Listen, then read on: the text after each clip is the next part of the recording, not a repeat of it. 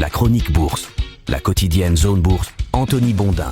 Bonjour à toutes et à tous, bienvenue dans ce point de marché Zone Bourse. Nous sommes le vendredi 17 avril 2026 et aujourd'hui ça s'appelle Buy the Dip. La série de hausses ininterrompue se poursuit sur les indices américains pendant que l'Europe a du mal à suivre la cadence. Les espoirs de paix au Moyen-Orient et la corne d'abondance IA continuent à soutenir les gains alors que le pétrole reste quand même cramponné à la zone des 90 à 100 $ le baril. Voilà pour la toile de fond du jour. L'histoire boursière a l'air de se répéter à un an d'intervalle. En 2025, Donald Trump avait envoyé les marchés au tapis avec les désormais légendaires droits de douane réciproques. Les investisseurs avaient alors mis quelques semaines à se rappeler l'existence de la théorie du taco trade. Je vous rappelle que c'est la théorie qui consiste à spéculer sur l'assouplissement progressif des positions du président des États-Unis, un président des États-Unis qui commence toujours ses négociations en tirant sur la table pour faire tomber toute la vaisselle par terre en faisant le plus de barouf possible. Oui, je sais, j'ai dit barouf et ça révèle peut-être que j'ai 100 ans, mais ce mot m'amuse beaucoup donc j'avais envie de l'utiliser.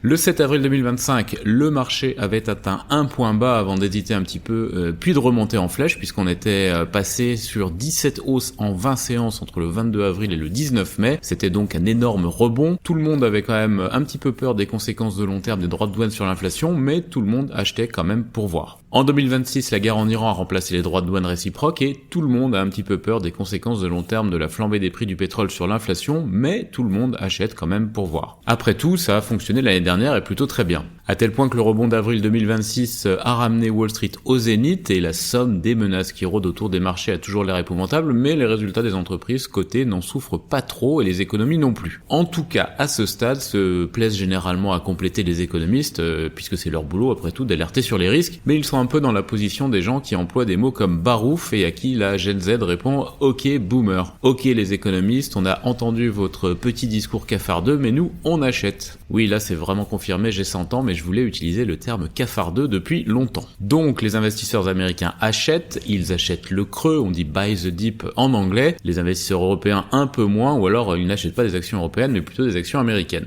Les indices du vieux continent ont en effet du mal à repartir après la guerre en Iran, malgré le cessez-le-feu en vigueur et les espoirs de paix négociés. Le baril de pétrole reste d'ailleurs haut perché, j'en ai parlé un petit peu avant, avec un Brent qui navigue autour de 98 $ ce matin et un WTI dans la zone des 93 $. On est toujours 60% plus haut qu'au 1er janvier dernier, même si on a un peu reculé par rapport au niveau atteint il y a quelques semaines. En Europe donc c'est pas la joie, quand on buy the dip à la bourse de Paris en ce moment, on achète du Dassault Systèmes et du Capgemini, ce qui est à peu près aussi enthousiasmant à l'ère de l'IA que de regarder de la peinture séchée. Bon ok, j'exagère un petit peu et je présente d'ores et déjà mes excuses à l'IR de DSI et de Cap pour ce crime de l'Estec française pour éviter de recevoir des mails d'injures ce matin, mais je ne plaisante pas tant que ça quand même, sans les flux colossaux d'argent injectés dans le circuit du financement de l'IA, eh bien les marchés actions seraient probablement en PLS et les notes des banques d'investissement seraient tapissées de récession, de stagflation et de chômage. Et oui, parce que grâce à l'appel d'air de l'IA et à ces investissements colossaux, les calamités sont oubliées. Je réserve quand même mon opinion sur le chômage, on en reparlera peut-être le 17 avril 2027. En attendant, les investisseurs font leurs emplettes avec un panier de valeurs tech décoté et un panier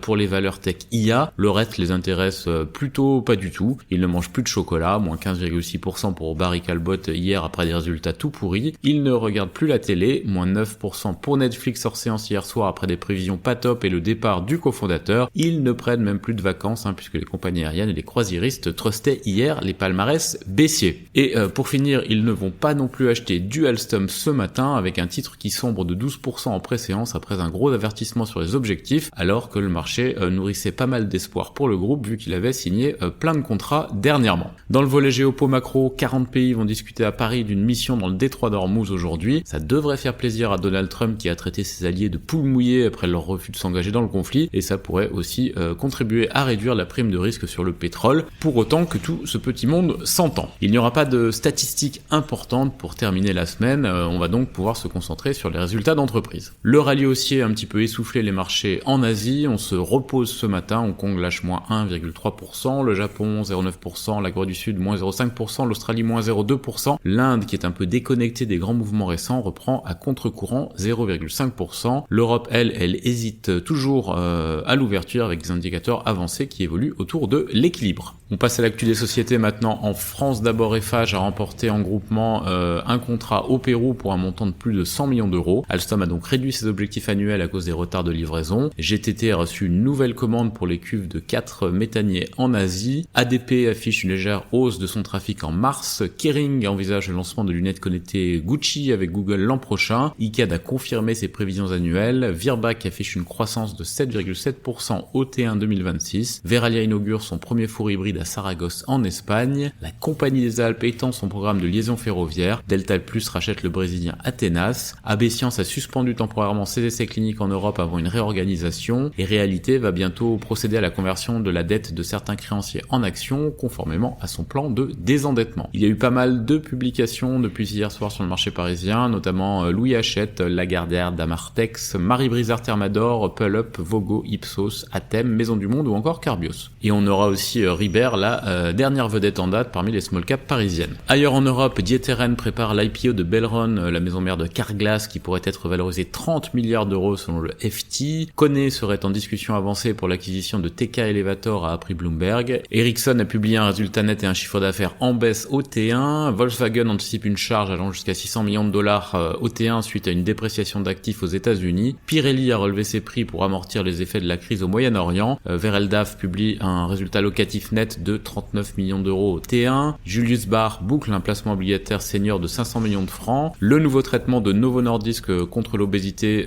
serait plus efficace sur la masse maigre que celui d'Eli Lilly selon une étude. BASF investit 40 millions d'euros pour moderniser ses installations de traitement de semences aux Pays-Bas. CEPD ne prévoit pas de racheter Doc Morris par des moyens détournés et le moteur 34 SG de Wärtsilä fait ses débuts dans les centres de données aux États-Unis avec un gros projet en cours. En Amérique du Nord, Netflix décroche donc de 9% ou plus même hors séance après ses trimestriels et l'annonce du départ de son cofondateur. OpenAI s'apprête à investir plus de 20 milliards de dollars dans les puces Cerebras et à prendre une participation au capital selon The Information. Ford va renforcer ses partenariats avec les constructeurs automobiles chinois, révèle le Wall Street Journal. Intel recrute un vétéran de la production de puces de Samsung pour soutenir son activité de fonderie. Meta relève les prix des casques Quest aux États-Unis sur fond de tension sur les composants et Lockheed Martin décroche un contrat de 105 millions de dollars auprès de l'US Space Force pour la modernisation du GPS. Sur l'agenda des publications aujourd'hui à Wall Street, on a des financières à la mi-journée, Truist Financial, Fifth Third Bank et State Street.